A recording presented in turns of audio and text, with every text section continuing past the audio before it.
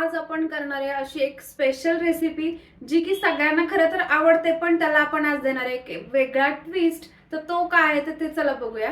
हाय, hello, good morning आणि welcome back to my channel. मी वैष्णवी माझ्या चॅनलमध्ये तुमच्या सगळ्यांचं पुन्हा एकदा स्वागत करते. आजकाल जरी सगळी फळं आता आपल्याला वर्षभर मिळत असतील तरी पण अशी काही फळं असतात की ती फक्त एका पर्टिक्युलर सीझन मध्ये मिळतात आणि त्यापैकीच एक आहे हे रामफळ. मला इतकं आवडतं ना, मी तुम्हाला सांगूच शकत नाही. आणि पण काय होतं की हे थोडंसं महाग भेटतं आणि इकडं पुण्यामध्ये वगैरे क्वांटिटी ह्याची खूप कमी भेटते, खूप कमी ठिकाणी हे भेटतं. सो आपण आज बनवणार आहे याच रामफळाची रबडी. तर चला रेसिपी स्टार्ट करूया. जसं आपलं सीताफळ असतं तसंच असतं हे रामफळ, फक्त सीताफळापेक्षा ह्याच्यामध्ये बिया थोड्या कमी असतात आणि जो गर आहे तो जास्ती असतो. आणि तुम्हाला माहितीये का, जसं सीताफळ रामफळ असतं तसंच एक हनुमान फळ पण असतं. मी तरी अजून ते ट्राय केलं नाहीये. तुम्ही ट्राय केलं असेल तर मला नक्की कमेंटमध्ये सांगा. तर सगळ्यात आधी आपल्याला साहित्य काय लागणार आहे ते बघूया. तर साहित्यामध्ये ऑफकोर्स आपल्याला लागणार आहेत हे रामफळ. इथं मी आज मिल्क मेड वापरते. तुम्हाला नसेल वापरायचं तुम्ही साखर वापरली तरी चालेल. ड्राय फ्रुट्स आणि दूध आपल्याला इथे लागणार आहे. तर सगळ्यात आधी मी गॅसवरती एक कढई ठेवली. कढई याच्यासाठी कढई पसरट असल्यामुळं आपण त्याच्यामध्ये जे दूध आटवणार आहे तर ते लवकर आटलं जातं. म्हणून मी इथं कढई वापरते. तुम्ही पातेल्यात वगैरे केलं तरी काही हरकत नाहीये.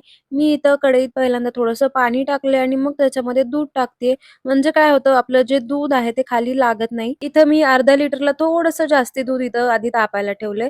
एक साइडला तिकडं आपलं दूध तापतंय, तर आधी आपल्याला इथं सगळ्यात महत्त्वाचं जे काम करायचंय ते म्हणजे या रामफळ मधला आपल्याला गर सेपरेट करून घ्यायचंय.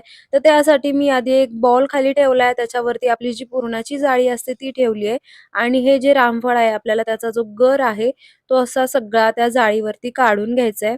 मला पर्सनली ही पद्धत खरंच खूप सोपी वाटते. त्यामुळे मी नेहमी अशाच प्रकारे रामफळाचा, सीताफळाचा गर काढत असते. कारण हे काम थोडंसं किचकट असतं म्हणून कदाचित खूप जणी आपल्यापैकी ही रेसिपी करायला पण टाळतात. याच्या ऐवजी तुम्ही जे आपल्याकडे चॉपर येतं कांदा वगैरे चॉप करायचं, तर त्याच्यामध्ये सुद्धा हे करू शकता. त्याच्यातला गर काढायचा आणि मग चॉपरमध्ये फिरवायचा.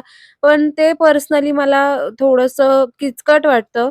आणि ते जास्त सीताफळातल्या बिया काढण्यासाठी उपयोगी पडते ती पद्धत. त्यामुळं मी या पद्धतीनंच रामफळाचा, सीताफळाचा गर काढते. रामफळामध्ये ना सीताफळापेक्षा कंपॅरेटिव्हली बिया खूप कमी असतात आणि गर जास्ती असतो. त्याच्यामुळं थोडंसं ईझी होतं सीताफळातला गर काढण्यापेक्षा. इकडं दूध थोडंसं गरम झालंय तोपर्यंत मी आपले जे केशरच्या काड्या आहेत त्या सुद्धा गरम दुधामध्ये आधी सोक करून घेते. बरं, ही स्टेप टोटली ऑप्शनल आहे. तुमच्याकडे केसर असेल तर यूज करा, नसेल तर त्याचा काहीही फरक पडत नाही. फक्त कलर थोडासा छान येतो केशर वापरल्यामुळं, म्हणून मी इथं केशर असं दुधामध्ये, गरम दुधामध्ये भिजत ठेवतेय. चला परत रामफळाकडे येऊया. आता हा जो गर आहे तो आपल्याला असा पूर्ण आपल्या जी जाळी आहे त्याच्यावरती असा मॅश करत-करत त्याला आपल्याला गाळून घ्यायचंय. आता कुठली रेसिपी करायला घेतली आणि काही ट्रॅजेडी होणार नाही असं तर शक्यच नाही. माझ्याकडं 2 रामफळं होते. दोन्हीही व्यवस्थित पिकले होते. पण एकच चांगलं निघालं, एक खराब निघालं. त्यामुळे थोडासा हिरमोड झाला, पण असू दे. हे सगळं तर चालायचंच. सो जे चांगलं रामफळ होतं त्याचाच मी एकाच रामफळाचा गर इथं काढून घेतलाय आणि तुम्ही बघू शकताय किती इझिली या बिया सेपरेट झाल्यात आणि गर साइडला झालाय ते. आता या ज्या बिया वरती आल्यात त्या आपल्याला अशा हातानेच काढून घ्यायच्यात. आता रामफळामध्ये बियाच कमी असतात त्यामुळे ही प्रोसेस काही जास्ती वेळ घेत नाही आपला. बिया साइडला काढून झाल्या, की एका चमच्याने असा हा सगळा जो गर आहे तो आपल्याला एकत्र करून घ्यायचा आहे. आता रामफळाची गोष्ट सांगायची तर बियांना जो गर लागलेला असतो ना, तो खूप कमी असतो रामफळामध्ये. हेच सीताफळ असतं तर हाच गर खूप झाला असता आणि त्याच्यामुळं एक मस्त असं टेक्स्चर येतं आपल्या रबडीला आणि इथं खाली बघू शकताय आपला गर किती छान असं गाळून एकदम स्मूथ रेडी झालाय. मी एका वाटीत त्याला साइडला काढून ठेवतेय. आणि चला आपल्या दुधाकडे येऊया. इथं दूध पण ऑलमोस्ट आटायला चालू झालंय. आता जेव्हा आपण रबडी किंवा बासुंदी असं काही पदार्थ करत असतो, जिथं आपल्याला दूध आटवायचं असतं, तर त्यावेळेला काय करायचं, जेव्हा दूध आटतं, तर जी साय वरती किंवा साइडला येते, ती अशी स्क्रॅप करायची आणि आपल्या दुधामध्ये मिक्स करायची. म्हणजे आपल्या जी रबडी असेल किंवा बासुंदी असेल, त्याला छान टेक्स्चर येतं. तिकडं दूध अजून आटतंय तोपर्यंत इकडं ड्रायफ्रुट्स मी कट करून घेतेय. इथं आज मी वापरतेय बदाम, काजू आणि थोडेसे पिस्ते. तुम्हाला कुठलं ड्रायफ्रूट हवं ते तुम्ही इथं यूज करू शकताय आणि ड्रायफ्रुट्स वापरणं पण टोटली ऑप्शनल आहे. तुम्हाला नसेल वापरायचं तुम्ही स्किप केलं तरीही चालेल. आणि बोलता बोलता इथं आपले सगळे ड्रायफ्रुट्स देखील छान कट करून झालेत. इकडं आपलं दूध पण आता बऱ्यापैकी आटायला लागलंय, तर मी याच स्टेजला यामध्ये ड्रायफ्रुट्स थोडेसे ऍड करतेय आणि थोडे मी गार्निशिंगसाठी ठेवणार आहे. आता या स्टेजला ड्रायफ्रूट ॲड करायचं कारण की ड्रायफ्रूट पण याच्यामध्ये छान शिजले जातात आणि ड्रायफ्रूटमुळं पण एक छान आपल्या रबडीला किंवा बासुंदीला टेक्स्चर येतं आणि थोडीशी ती दाट व्हायला पण मदत होते. ड्रायफ्रूट वगैरे ॲड केल्यानंतर आपल्या रबडीचं टेक्स्चर असं काहीसं दिसतंय. आता या स्टेजला मी इथं ॲड करतेय मिल्क मेड. आता तुम्हाला जर हे वापरायचं नसेल तर तुम्ही आपली साखर वापरली तरीही चालेल. पण मी मिल्क मेड वापरतेय कारण त्यानी पण आपली जी रबडी आहे ती छान दाट होते आणि मिल्क मेडची जी टेस्ट असते ना ती आपल्या रबडीसाठी खरंच खूप छान वाटते. म्हणून मी मिल्क मेड यूज करतेय. आणि याचं प्रमाण तुम्हाला कसं गोड हवंय त्याच्यानुसार कमी जास्त करू शकता. आणि एक गोष्ट लक्षात ठेवायची की जेव्हा आपण आपलं जे मिल्क मेड आहे किंवा कंडेन्स्ड मिल्क आहे ते आपल्या पदार्थांमध्ये किंवा रबडी, बासुंदी याच्यामध्ये टाकतो तर तेव्हा आपली बासुंदी किंवा रबडी एकदम छान दाटसर व्हायला मदत होते. म्हणून मी खरं तर हे प्रेफर करते.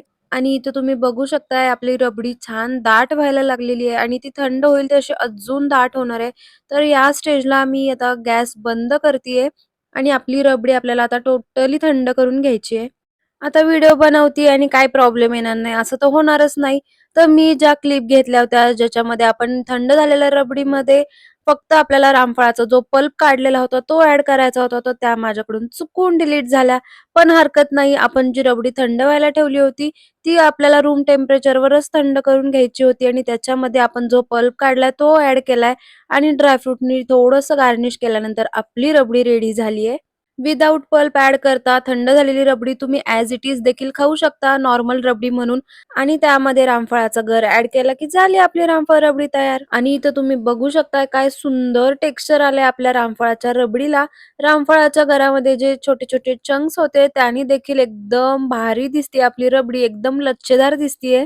आणि हो, एक टिप सांगायचीच राहिली. जेव्हा आपण रामफळाचा गर काढून ठेवतो, तर तो बाहेर तसाच ठेवला तर काळा पडायची शक्यता असते. सो त्याला फ्रिजमध्ये ठेवावं लागतं किंवा जेव्हा आपली रबडी व्यवस्थित बनून तयार होणार आहे, तेव्हाच आपण तो गर काढायचा आणि इन्स्टंट लगेच आपल्या रबडीमध्ये ॲड करायचा.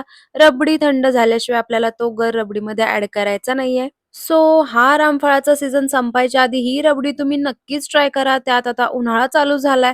सो ही तर रेसिपी तुम्ही ट्राय करायलाच हवी. रेसिपी कशी वाटली मला नक्की कमेंट करून सांगा आणि रेसिपी आवडली असेल तर चॅनेलला लाईक, शेअर आणि सबस्क्राईब करायला अजिबात विसरू नका. अजून कोणत्या रेसिपी बघायला आवडतील मला नक्की सांगा. चला भेटू नेक्स्ट व्लॉगमध्ये. बाय.